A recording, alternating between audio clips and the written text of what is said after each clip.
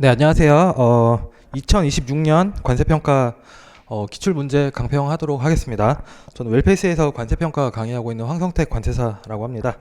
자, 일단 올해 문제를 보면은 그 긴 사례형 문제는 뭐 1번이 있었고, 그 다음에 보통 1번 또는 1번이랑 3번에 그 30점 문제에서 사례형 문제가 나오는데 3번 문제에서는 단순 서술만 하도록 하는 문제가 있었고, 그래서 뭔가 그 긴 사례에 대한 부담감은 조금 줄었다라고 좀 생각을 해볼 수 있는데, 뭔가 규정을 쓰라라고 했던 것들이 좀 고시에 있는 그런 내용들이 좀 많아서 좀 그런 부분이 좀 암기가 좀 부족했던 분들은 좀 힘들었을 수도 있지 않았을까라는 생각도 하고요. 그다음에 문제 2번 같은 경우에는 중고자동차 과세가격 관련된 내용 나왔었는데 딱히 그렇게 공부하면서 엄청 중요하게 강조하는 부분은 아닌데, 그래도 한 몇 년 전에 나왔었던 시가역산율 문제는 아예 계산도 못하는 내용이었다라고 한다면은, 그래도 중고자동차 같은 경우에는 그래도 합리적인 수준에서 판단한다라고 했을 때 다 대부분 풀 수 있었던 그런 내용이었다라고 생각을 합니다. 그래서 전반적으로 그렇게 특정 이슈에 대해서 엄청 어려운 문제가 나오지는 않은 것 같은데, 그래도 뭔가 답안을 저도 작성하다 보니까 좀 특정 문제에서는 되게 답안이 좀 길게 좀 작성이 되기도 했었거든요. 그래서 좀 뭔가 되게 어려운 건 없지만 좀 쓰라고 하는 게 좀 많았다라는 그 정도 느낌으로 좀 평을 간단하게 하고 한번 문제를 풀어보도록 하겠습니다. 일단 1번 문제를 보시면은 다음 각 물음에 답하시오라고 돼 있어서 물음을 와서 보시면, 첫 번째는 관세평가 목적상 실제 지급 가격에 가산되는 생산 지원 비용에 대해서 기술하고, 그 다음에 위 거래 내용에서 제시된 각 생산 지원 요소의 가산 여부에 관하여 관세평가 근거를 포함하여 기술하시오. 생산 지원 금액, 생산 지원 비용에 대해서 관련 규정을 간단하게 써주시고, 그 다음에 여기서 생산 지원 두 개가 나오거든요. 그 두 개에 대한 판단을 해주면 되는 내용이고, 전체 배점이 8점이기 때문에 생산 지원 비용에 대해서 어디까지 써야 될지를 좀 잘 판단을 해줘야 되는 건데, 저 같은 경우에는 시행령 18조 정도까지만 써놨고, 그 이후에 이제 금액 산출이나 배분에 대한 내용은 배점이나 이런 걸로 봤을 때는 더 서술을 하진 않았습니다. 그다음 두 번째 물음 보시면, 위 명세의 각 항목에 대해서 관세법 30조 1항 6호에 따라서 조정해야 할 운임 및 운송 관련 비용의 산출 과정과 그 근거를 포함하여 기술하시오라고 돼 있어서, 여기에 이제 운임 명세서 항목이 이렇게 나와 있었는데 각각의 항목에 대해서 과세를 할 거냐 말 거냐라는 그러한 내용이었고, 그래도 운임 관련 비용이 되게, 운임이나 운송 관련 비용이 되게 다양하게 나왔는데 새로운 용어나 이런 건 만들지 않았고 기존에 우리가 대부분 알고 있던 그런 항목들이라서 판단할 때는 크게 어렵지는 않았을 것 같습니다.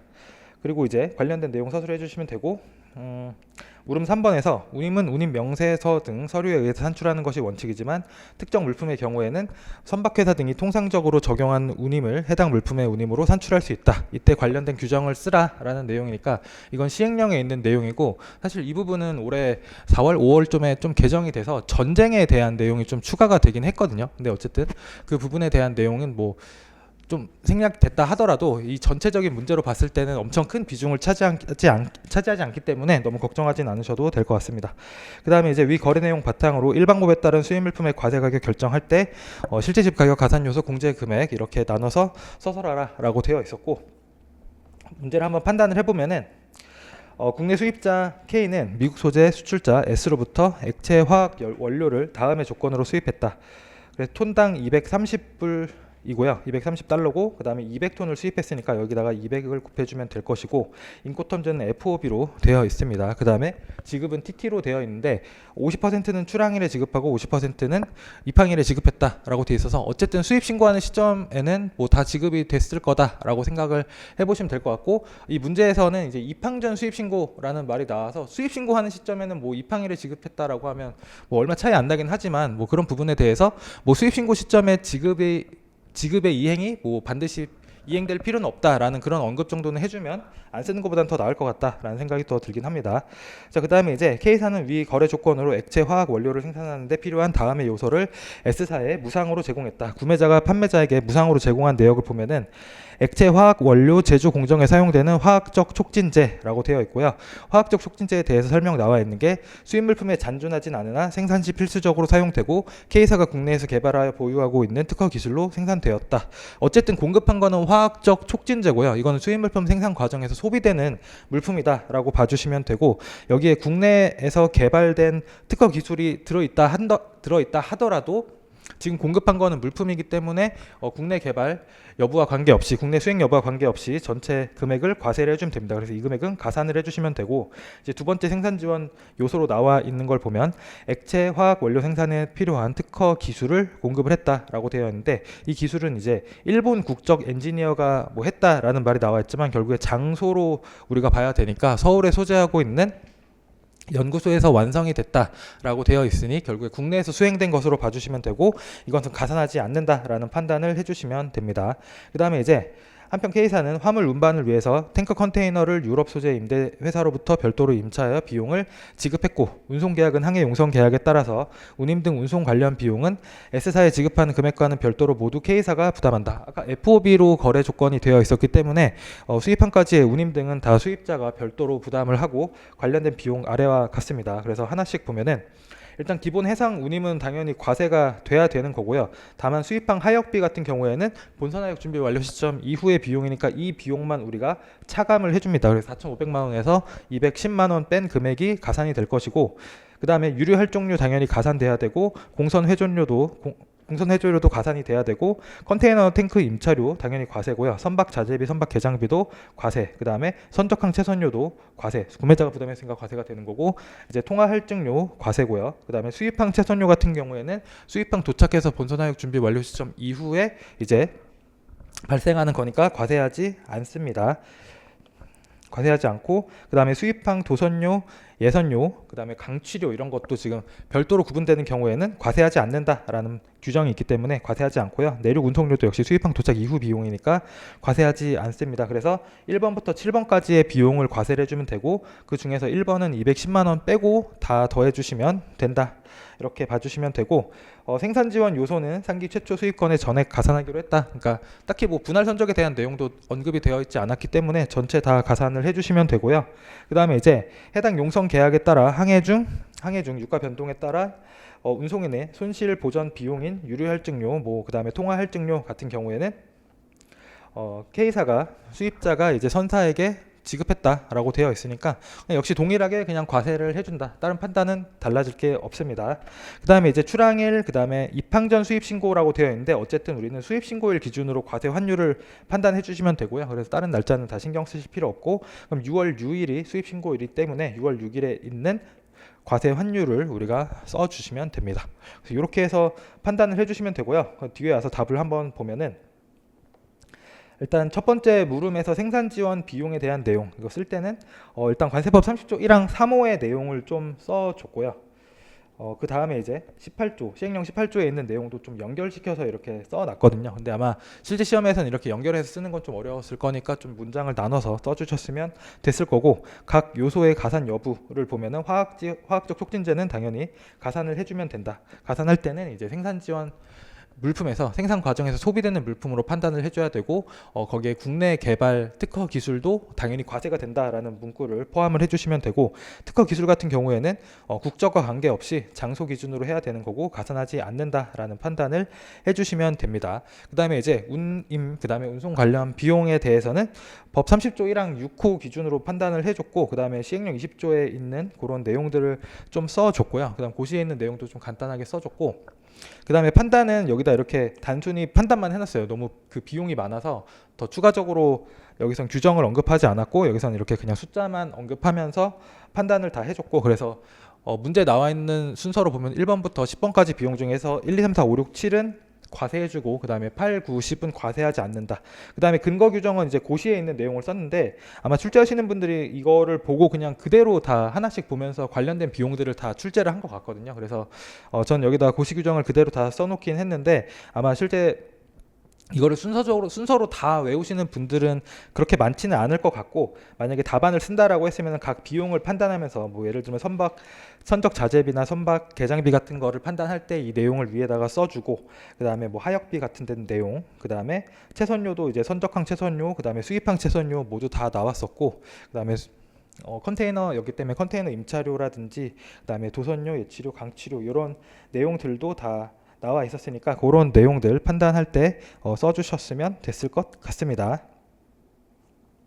그 다음에 이제 통상의 운임 같은 경우에는 시행령에 있는 규정 써주시면 되고, 그다음에 고시에도 몇 가지 규정 나와 있긴 한데 어쨌든 이 정도 수준으로 간단하게 써주시면 될 것 같고, 그래서 과세 가격 구한다라고 하면은 실제 지급 가격은 톤당 2,300불이었고 200톤을 곱해 주시면 되고요. 그다음에 수입국의 통화로 결제된 게 아니기 때문에 과세 환율 적용해서 해주시면 되고, 수입 신고일에 과세 환율 적용해서 나오면은 7억 1,300만 원이 나오고요. 가상 금액은 이제 생산 지원이랑 운임 더해주시면 되고 총 더해주시면은 799,200,000원이 된다라고 판단을 해주시면 됩니다. 그 다음에 이제 두 번째 문제에서는 물음을 뒤에 가서 한번 보시면 시행규칙 7조의 5랑 고시 41조에서 규정하고 있는 중고 물품 과세가격 결정에 대해서 각각 기술하시오라고 되어 있고요. 이 부분은 여기에 이렇게 써놨는데 아마 시행규칙 정도까지는 많은 분들이 써주셨을 거고, 고시는 고시 특히 여기 1호에 있는 이런 내용들까지 쓰기는 좀 어려웠을 것 같다라는 생각을 하는데, 아마 이런 부분은 대부분 다 힘들어 했을 거기 때문에 이런 거 안 썼다고 너무 걱정하실 필요는 없습니다. 그 다음에 가치감소분 관련해서 요 정도 내용은 쓸 수 있었으면 뭐 좋았을 거고, 어쨌든 판단할 때 이거는 중요한 요소로 작용을 했을 거니까 이런 내용으로 봐주시면 되고요. 그 다음에 이제 과세가격 산출하는 두 번째 물음에서는 과세가격 산출하라는 내용이 있었는데, 수입자 A는 중고 자동차를 수입을 했고요. 신차 가격은 1억 5천만 원이고, 그 다음에 최초 등록일은 24년 1월 1일이고 수입 신고일은 26년 6월 13일이다. 그래서 이 사이의 기간을 놓고 보면은 2년 하고 5개월 하고 12일, 13일 정도가 되는데, 우리가 월 기준으로 판단을 해야 되고, 월 기준으로 판단할 때 15일 기준으로 절사하고 절상하기 때문에 우리는 2년 하고 여기 나왔을 때 5개월에 있는 61.43%를 잔존 가치로 봐서 이제 1억 5천만 원에다가 곱해 주시면 됩니다. 그래서 숫자로 보면은 9,214만 5천 원이 과세 가격이 된다라고 봐주시면 되고요. 그 다음에 이제 3번 문제 같은 경우에는 사례는 없고 그냥 단순 규정 서술하라는 내용이었는데, 일단 동종동질 유사물품, 동종동류 물품은 그냥 규정 시행령에 있는 거 써주시면 되고, 그 다음에 사방법의 과세 가격 법 33조 써주시면 되는데, 배점으로 봤을 때 여기서 초공제법까지는 쓰기 어려우니까 1항 정도까지 서술을 해주시면 될 것 같습니다. 그 다음에 이제 국내 판매되는 단위 가격의 의미에 대한 내용 관련 규정 써주시면 됩니다. 그래서 수입 후 최초의 거래 단계에서 판매되는 것이고, 그 다음에 생산 지원이랑 특수한 게 있으면 안 된다, 이런 말들이 있었고, 적용하는 물품 순서는 당연히 해당 물품 동종동질 유사 물품 순서대로 될 것이고, 다른 수입자보다 해당 물품의 수입자 자료를 먼저 쓴다, 이런 내용들. 그 다음에 이윤 및 일반 경비 같은 경우에는 동종 동류 비율이랑 이렇게 비교해서 하는 110% 기준 그 내용을 서술해 주시면 되고요. 그 다음에 물음 3번에서 법 33조 1항 1호 금액을 산정하는 경우에 관세평가 운영에 관한 고시에서 적용하고 있는 고려사항에 대해서 기술하라 라고 나와 있는데, 사실 이거는 고시에서 내용을 보면은 출제하신 분이 고시 잠시만요.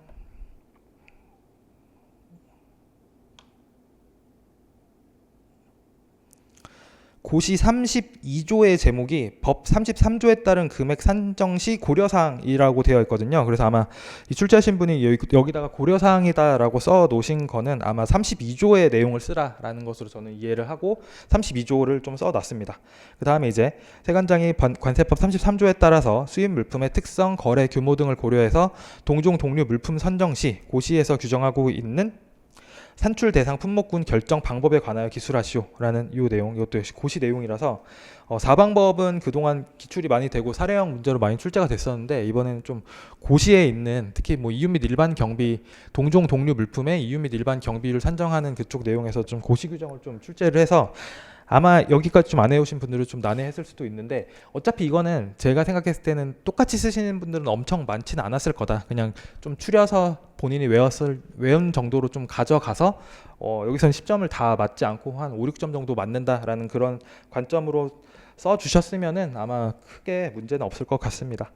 동종 동질 유사 물품, 동종 동류 물품 규정 써주시고, 관세법 33조에 따른 규정은 여기서 이렇게 여기서 여기까지 써주시면 되고, 그 다음에 국내 판매 단위 가격에 대한 내용, 그 다음에 순서, 그 다음에 이윤 및 일반 경비에 대한 내용은 그냥 관련 규정 써주시는 거니까 이렇게 써주시면 되고, 그 다음에 이거는 고시 32조를 써주시면 됩니다. 그래서 제목 자체가 국내 판매 가격 산정 시 고려 사항이라고 되어 있으니까 아마 이 내용을 이렇게 정리를 해서 써주시면 될 것 같고, 그 다음에 동종 동류 수입물품 선정 시 품목군 결정 방법에 대한 내용도 일단은 뭐 품목 번호나 뭐 물품이나 산업 특성, 그 다음에 그 외 자료 등으로 이제 산출 대상 품목군을 정하고 나서 그 다음에 이제 조금씩 또 한 번 더 추리는 그런 과정이 있거든요. 그래서 이러한 내용들 써주시면 됩니다.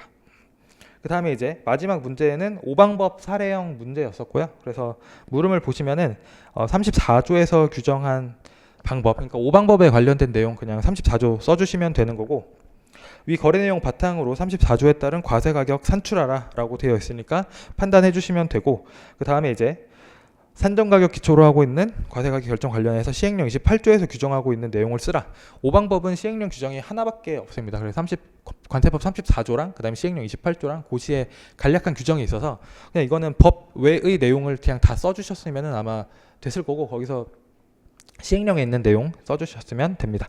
그래서 보시면은 한국의 K사는 미국의 M사로부터 물품을 수입을 했고, 그다음 이 둘은 상호 법률상 동업자 관계다. 그럼 특수관계에 있는 거죠. 그래서 세관에서 세액 심사를 실시를 했고 특수관계가 영향을 미쳤다고 봐서 1방법 배제를 했고요. 그다음 31조 2방법부터 32조 3방법 검토했으나 적용 요건에 부합하지 않아서 이제 4방법을 검토를 해야 되는데, 납세 의무자가 원하는 경우에는 5방법을 우선적으로 적용할 수 있기 때문에 5방법을 지금 검토를 하고 있는 겁니다. 그래서 아래 자료를 와서 보시면 K사의 수입 자료를 보시면 이 유니프라이스 같은 거는 우리가 무시를 해도 되겠죠. 이건 1방법이 배제된 거니까 이거는 그냥 무시를 해주시고, 수량은 우리가 생각을 해줘야 되는 거고, 5방법이기 때문에 여기 운임까지도 우리가 일단 고려를 하고 넘어갑니다.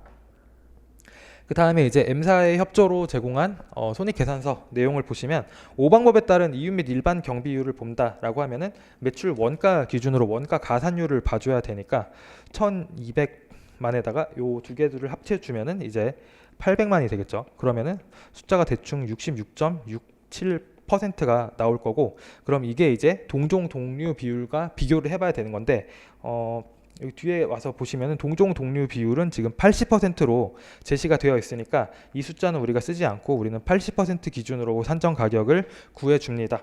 그럼 이제 원재료 등에 대한 가격은 여기서 이렇게 깔끔하게 나왔으니까 이걸 다 더해 주면은 52달러가 개당 생산 원자재 금액이 될 것이고, 그럼 여기다가 플러스 52의 기준으로 80%가 가산이 돼야 될 것이고, 그 다음에 플러스 여기로 수입한까지의 운임이 3,500이 더해져야겠죠. 물론 여기다가 곱하기 1000개에서 수량을 더해주고 그 다음에 3,500을 더해주면 해당 물품에 대한 5방법 과세 가격이 될 것이다 라고 봐주시면 돼요. 그 다음에 여기 동그라미 판단하면은 세관 당국은 K사가 생산을 위해서 국내에서 수행된 디자인을 M사에게 무상으로 제공했고, 이 관련해서 M사는 딱히 부담하는 게 없다라고 하면은 수입국 개발 디자인 같은 경우에는 생산자가 부담하는 경우에만 관련 비용을 과세를 하기 때문에 이거 역시 과세를 하지 않습니다. 이렇게 판단을 해주시면 될 거고요. 문제 답안을 보시면 일단 34조 방법 써주시면 되고, 해당 거래에서의 내용을 보면은 원자재 비용은 총 개당 52불이 될 것이고, 그 다음에 만불은 가산하지 않는다, 만불은 과세하지 않는다. 그래서 1000개 곱해주면 52,000불이 될 것이고요. 그 다음에 이윤 및 일반 경비 같은 경우에는 80%를 적용한다. 근데 80%를 적용하기 전에 이 67%까지도 구해서 비교를 하는 내용을 당연히 포함을 해주셔야 되고, 그럼 52,000에다가 80%를 곱해주면은 41,600불이 될 것이고, 수입한 운임은 그 처음에 나와 있었던 그 숫자를 참고해서 3,500불을 해주면 되겠죠. 그럼 다 더해주시면은 이렇게 97,100불이 나올 거고, 그다음 과세 환율은 여기 앞에서 1,500원으로 제시가 되어 있었으니까 이거를 곱해 주시면 됩니다. 그럼 145650000원이 될 것이고, 시행령 28조에 있는 내용 이렇게 써주시면 됩니다. 이렇게 해서 2026년도 관세평가 기출 문제를 한번 풀어봤고요. 다시 한번 풀어봐도 그렇게 개별적으로 엄청 어렵거나 꼬아진 내용은 딱히 없는 것 같은데 뭔가 단순 서술하라고 해준 그런 부분들이 거기까지는 흔히 잘 안 가는, 거기까지 다 똑같이 외우지 않으려고 하는 그런 부분들에서 좀 나온 게 있어서 조금 난해하신 분들도 있을 것 같긴 한데 그런 사실 뭐 그런 부분에 대해서는 본인이 잘 준비했고 내가 거기까지 못했다라고 하면은 아마 다른 분들도 그런 것까지는 다 못 갔을 거다라고 생각하시고 그런 거에 대해서 너무 걱정하지 말고 마음 편하게 마음 편하게 갖고 좀 지내시면 될 것 같습니다. 저도 시험 봤을 때 저도 저 떨어진 줄 알았어요. 근데 잘 붙었거든요. 그렇기 때문에 본인이 잘 준비했었고 시험 보면서 잘 준비한 거 잘 썼으면은 아마 좋은 성적으로 합격할 수 있을 거라고 생각하고 있습니다. 그러면 고생하셨고 저는 다음에 합격자 축하해서 뵙도록 하겠습니다. 감사합니다.